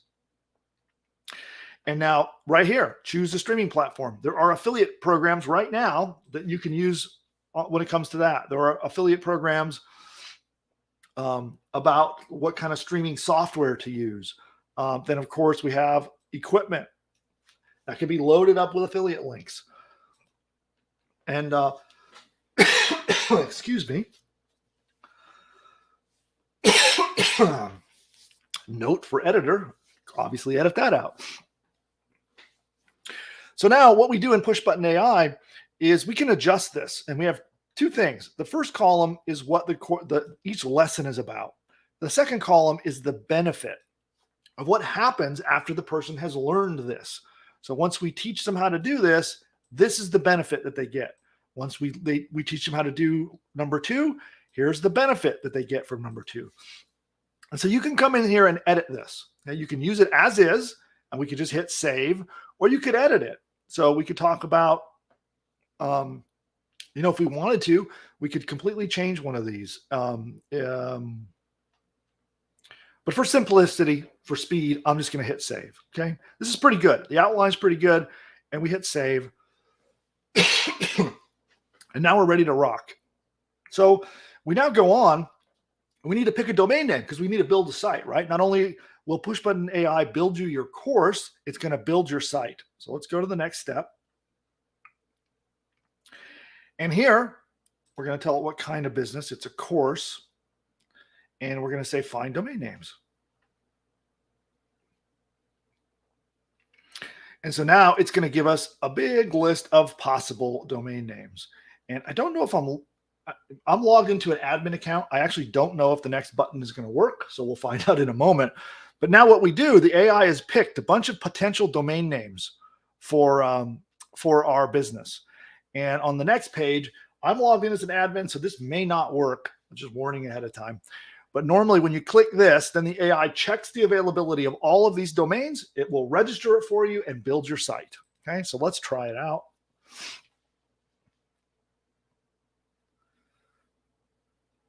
Okay, yeah, it did what I was concerned it would do. Okay, so I'm logged in as an admin, so it's not going to do its thing. Let's just try this one more time. Maybe now that I visited the admin page, let's see if it'll work. Hey, it did. Okay. So we can see here, these are all of the past domain names that I have searched and whether they're available or not available. So the simple thing is, once you see it's available, you click the available link and it builds the site for you. So it would launch the entire business from that. And so as soon as I click that, we go to the next step and submit it, and everything is built. It writes the course. So it'll write a 12 module training course based on our course outline. It will then register our domain name, set up our hosting, set up our website, write our sales page, write your squeeze page, all the stuff that PushButton AI does. That all then gets kicked off and your business is launched. Okay. So I'm going to assume that you're using PushButton AI because that makes it simple. It cuts out days and weeks worth of work so that by tomorrow afternoon, you can be in business and ready to go to the next step. Okay. So now with commission chain reaction at this point, you have picked your niche market. You now have your course. You now have your site launched and you're ready for the next step. Okay. So next, now that your site is launched, you've got your domain online, you want to set up 3 social media accounts. Okay. It's really simple. You just want to set up a basic Twitter account. Facebook, you want to get a Facebook page, and you want to put your business on LinkedIn. Okay. Those are the 3 steps. I'm not going to go step by step through them here because there's training all over the internet about how to do that. It's very easy to do.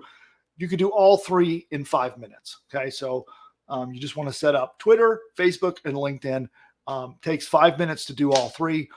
Each one, you just link it back to your new website, and then you want to list your social media profiles on your site. So what I'll do is I'll go down in the footer and just put Facebook, LinkedIn, Twitter, and link to them in the footer of the site. So, you could also put it in the About Us or the Contact Us page as well. And then now you're ready, because what we've done is we want you to look like a legitimate, real business. Okay. Because if you're a legitimate, real business, you now have an email at your domain name, which, by the way, the AI sets up for you. So you now have professional email at your domain name. It'll be like hello@domain.com. You'll have that. You'll have all your legal pages set up. You'll have all the stuff set up that you need. And you can now go and apply to some of the best affiliate programs out there. And you can get accepted because you look legit. So many affiliates will run over and apply to a program, and they don't have a good website. They don't have a site in the niche that's related to what they're signing up for. Maybe they don't have a site at all. And then they go and use a Gmail or a Yahoo or other addresses, and they get rejected. You just don't get accepted into the affiliate program. And then you can never earn commissions because you can't get into the affiliate program. So once you've got all of this basic stuff done, PushButton AI does 90% of the work for you.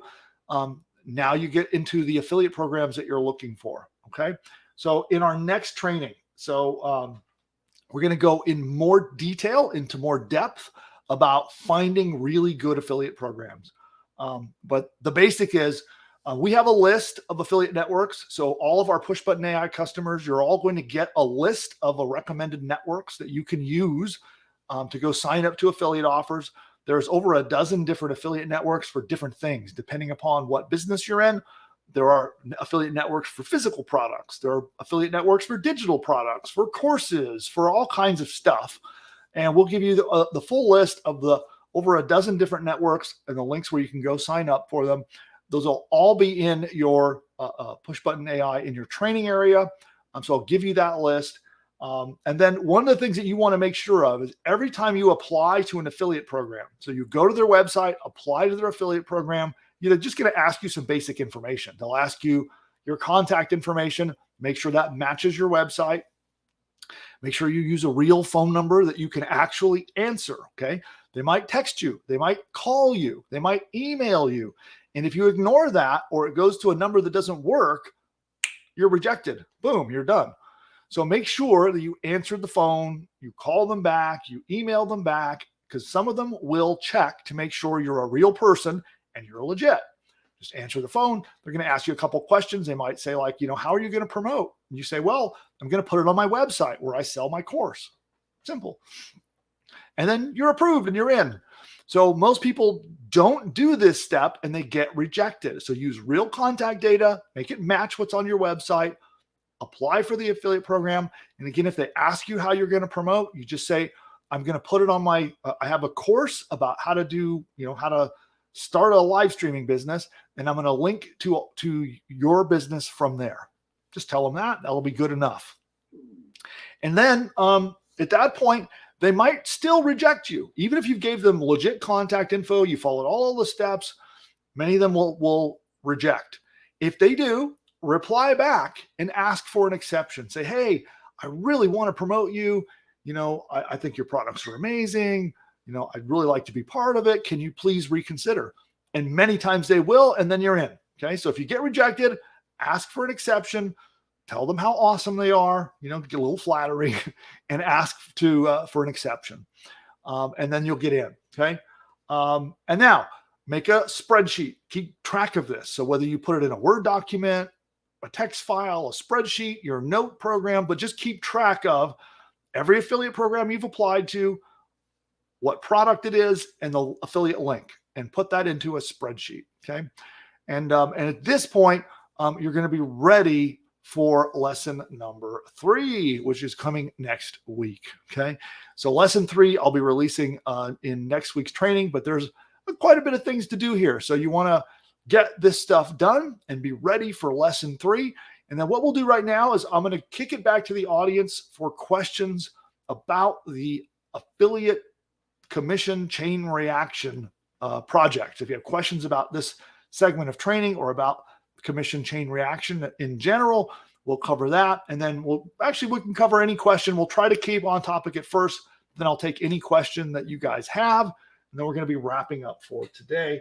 And today is another epic show. I've been doing these long shows a lot lately. So we've been trying to get in and out in 90 minutes, under 90 minutes. And the last 2 shows in a row, we've missed the mark. So, but a lot of you are still here. So glad you guys are hanging out here with me. Those of you who are the troopers to the end. All right, producer Nick, what questions do we have? All right, so and I know you're looking for questions that are more pertaining to the training you just gave, and they're still coming in, but I'll give them to you as I find them. All right, cool. And I want to I see people asking about PushButton AI, and to learn more about it, go over, you have 2 choices. I recommend going and attending our free masterclass. Go to pushbutton.ai/free class, and you can attend there and learn. There's it's a live webinar that happens every week. And so you can attend that and learn all about, I go into great detail about some strategies about how to use courses, AI, and in today's environment to make a lot of profit. You get that training, and then we give you an opportunity to join our private beta program. So you can attend that. Or if you'd like to book a live demo, you can go to our homepage, and there should be a link on the homepage somewhere to book a live demo. And then you'll get a chance to talk to one of our reps. So those are your choices there. And then, Nick, you get a chance to look through and find any questions? On the commission chain reaction, I can't find any questions on that, but there are other questions on other topics if you wanted to start there, and then maybe the chain reaction ones will come in. I do see some questions, so I'm not sure. I see some questions from Lyle, and I rather than having to lean off camera to read them. So Daryl is also asking, okay, you guys want to see, so they're asking for examples of what a lesson looks like. So let me do this. Give me one moment while I find one. So what I can do is I'm going to show you some actual customer lessons. So let's do this.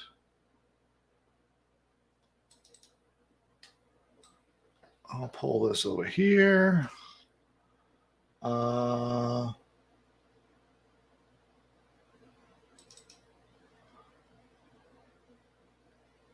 Hopefully I'm still logged in. Okay, so these are a couple customer sites, and I don't think they'll mind me showing what they have done. So I'll give you some examples of courses built by PushButton AI. So let's pull those up. So here's an example of how to be a pro chef. This is their homepage, right? So they've actually got a squeeze page set up so that they can, you can get people joining your mailing list. We've got a blog post content that is part of it. But this is the homepage.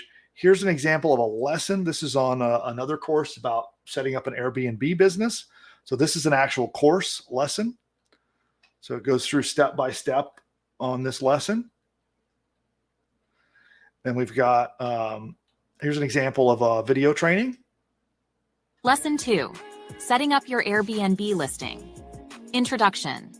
Setting up your Airbnb listing is a crucial step in the process of becoming an Airbnb host. A well-designed listing can attract potential guests and increase your chances of earning a profit. So there's an example of what the video lesson. Of course, we have audio, which is basically just an audio version of that. Lesson 2, setting up your Airbnb. Consider your target audience and the local market when choosing the type of property you want to invest in. 3, size. So there you go. There's some examples of that. So each lesson that PushButton AI creates, you can attach what we call add-ons. And the add-ons are things like the video. So you can have every lesson in your course can have both an audio and a video version of that lesson. And those are examples of that. And so usually the course as a whole, it's a 12 module course. And it varies quite a lot depending upon the subject matter. But I would say it's anywhere from 20,000 words of content to 50,000 words of content overall in the course. And it's broken into 12 modules, and there's some examples. Okay.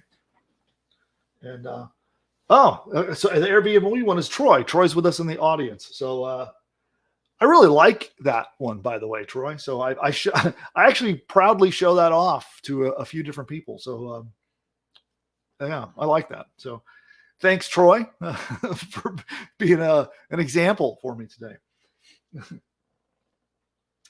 But yeah, so the AI does all of that. So the AI creates the videos, creates the audios, the logos, by the way. Oh, we didn't even point that out. I know someone was asking about logos earlier. See, that logo is generated by our AI tools. Same with this one here. I really like some of the logos that come out of that. But there you go. So there's a demo. And now we'll go back to questions.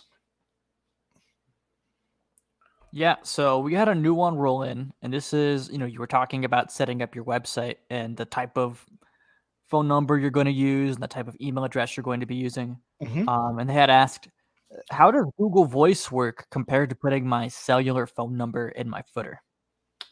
It's purely based on your comfort level, right? You can put your personal cell phone number on there. A lot of people don't want to have it published a bit, for the world to see. So if you're concerned about privacy and you want to control it better, then I recommend Google Voice, or, there's so many tools, Line 2, Call 8. There's a bunch of tons of apps that you can put on your phone. Lots of ways to get a virtual phone number, but just make sure it works and then it goes to you so you can answer it. That's really that's the most important point. But yeah, your home phone number, your own personal mobile number, any of those things could work. We also have another question. It's from the same individual. And they had asked, can you change the tone of the voice in your course? Oh, and the lessons, well, right now we have a choice between a male or female voice. We are working to give you more options. So we will have that in the future, but right at the moment you choose male or female. Also we have different, but basically that's it. You choose male or female, and then those are your options for now. Yeah. What's next?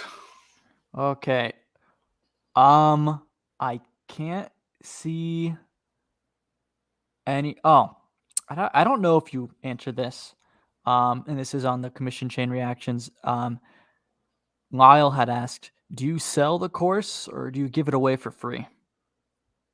That's part of the magic, and you'll learn that in lesson 1. So I definitely recommend subscribe to the channel. We will post lesson 1.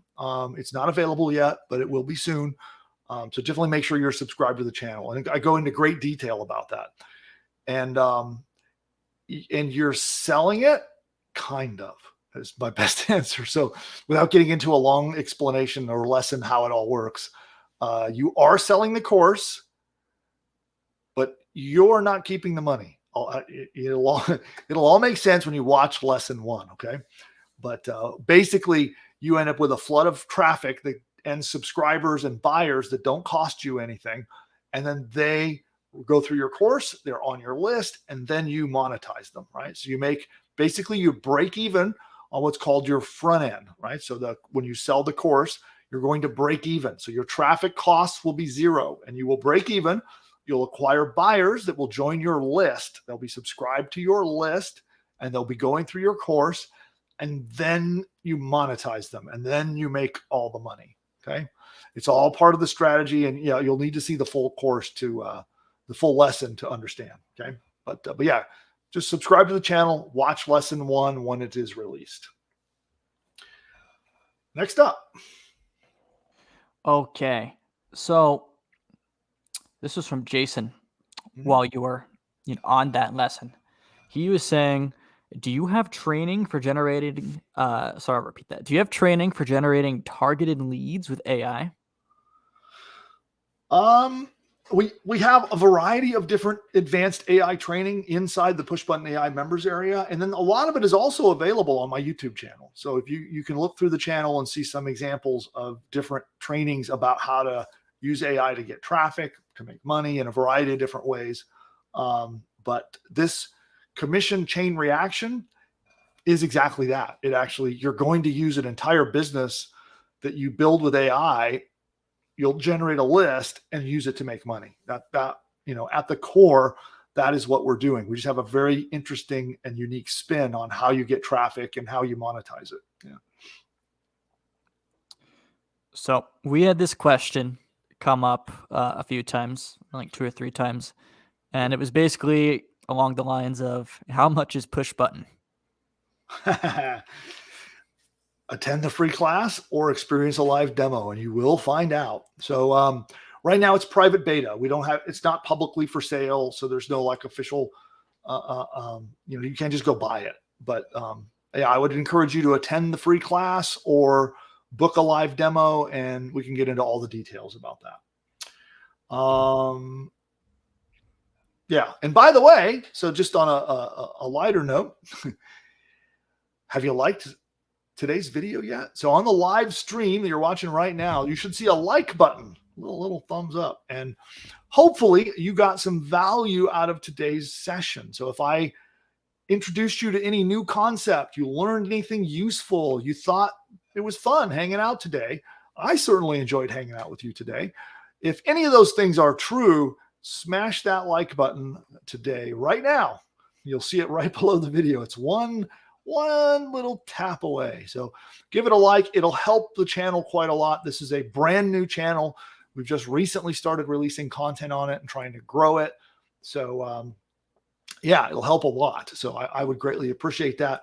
And of course, each and every time we release a video or do a live session like this, I work incredibly hard to try to bring you as much value as I can. So hopefully I succeeded in that today. And let's do a last call for questions, because I know questions will keep on coming in, and today's show has already gone quite an epic length. So let's do last call for questions. We'll answer the final questions, and then we're going to wrap it up today. So what else we got?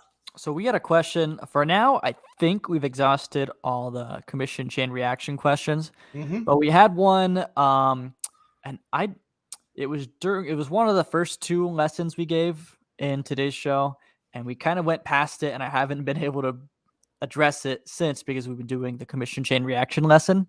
Sure. And people have been wanting us to answer it, and we're finally getting to it.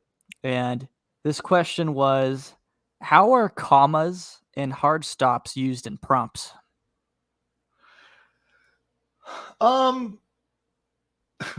So I don't have a clear answer to that. And you've stumped me. Wow. I have an answer. Oh, well, there you go. Well, you stumped me, but not producer Nick. So yeah, go ahead. So it's different for text to image services like Midjourney, and then like generative text images, text prompts like ChatGPT. In ChatGPT, it's not that important for separating ideas, but for services like Midjourney, it's important because it helps you to separate the distinct different ideas within your prompt. Sometimes if you have these big, like in the lesson we looked at today, there are big like 300-word prompts. And if you're not using these commas and hard stops to separate the ideas, it will confuse Midjourney.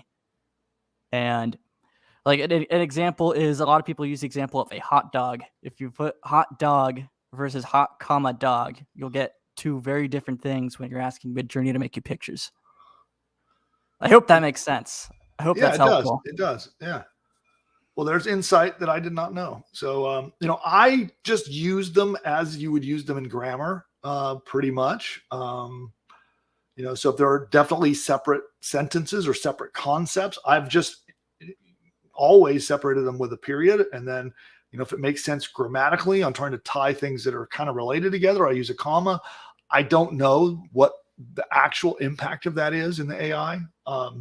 So I didn't want to just sort of like make it up, but that's how I do it. And I don't really know what the impact is, but thanks for the insight. Yeah, well, on the ChatGPT side, when you're working with like chatbots, I find when you're trying to separate ideas and not confuse the AI, I'll break out my prompts into like multi-parts. I'll say, first, I'm going to give you this, and then this, and then this. Do you understand? And then it will be like a 3 or 4 part conversation. And that will help, especially with making blog posts and content creation and things like that. That helps me a lot. Cool. I don't know if that's what you do, but it helps me personally. Yeah, it depends on the situation. A lot of things I will do one-shot prompts, and then I think they call what you do priming, right? You're gonna just kind of set it up and say, "Hey, I'm about to ask you about how to this thing. Do you understand?" And then you do it in chunks. I tend to do it in one-shot prompts, but I think your way might work better. I'm just usually in a hurry, so. Well, and now the custom instructions are going to make it a lot easier. So I guess you don't have to prime it now. Yeah, exactly. Yeah, my way is the lazy way. So yeah. All right, what else we got? So we had some back and forth. Someone asked a question about Google Voice, and I guess it was answered in the chat by someone else. I think we've exhausted all of the questions so far. All right. Well, then with that, I think we're going to wrap it up. So one thing I want to remind and ask, subscribe to the channel. All the stuff is down there. Subscribe to the channel. Smash the like button if you think, did producer Nick do a good job today? I think so. Give him a like. And it'll help us with the algorithm and making sure YouTube knows that our content is worthy of its attention. So yeah, hit that. And I want to remind you that if you are not yet a PushButton AI customer, you got 2 options. Option number 1, you can head on over to pushbutton.ai and request a live demo. One of our representatives will get on with you. You can have a Zoom call, and they'll do an interactive demonstration so you can see the technology in action. And then they can go over to find out if you're right for the private beta program. If that makes sense for you and for us, then they may extend you an opportunity to become part of our private beta test. And then the other option you've got is to join our free class. So go to pushbutton.ai/free class. And that is where you can get training from me on what I believe is the most powerful way a new entrepreneur can leverage AI to generate profit today. It's powerful training that if you haven't seen it, you definitely are going to want to catch it. And then when you attend our free class, you will also have an opportunity to join our private beta program. So those are the 2 options you've got. I know there was a lot of curiosity about the app today, so I'm happy about that. And I look forward to seeing you all in there. And let us know in the comments, how'd we do? Did you get some value today? Did we do a good job? Or do you have some constructive criticism? Or how can we improve the broadcast? Other than maybe making it shorter, which I would like to do also. But other than that, I think that is it for today. Hey, producer Nick, thank you for all your help. You've been, so helpful on making this go right. So I appreciate that. Of course. And everybody who tuned in, we'll see you next time. Bye for now.